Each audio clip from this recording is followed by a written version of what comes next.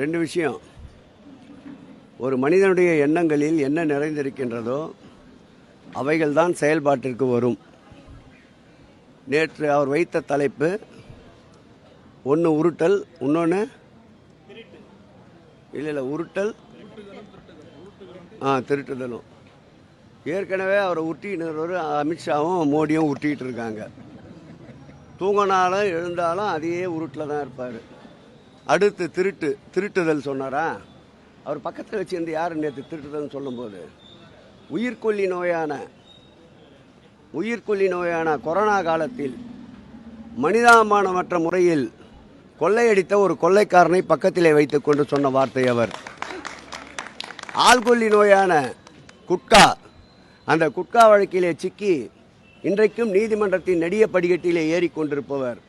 இப்படிப்பட்ட கொள்ளையர்களை வைத்துக்கொண்டு திருத்தனத்தை பற்றி பேசுவதற்கு எடப்பாடிக்கு எந்த விதமான அருகதையும் இல்லை.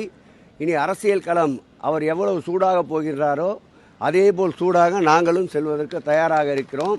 எங்களுக்கு மடியிலே கனமில்லை, வழியிலே பயமில்லை. போதும், உனக்கு கொடுத்துட்டேன் இன்னைக்கு.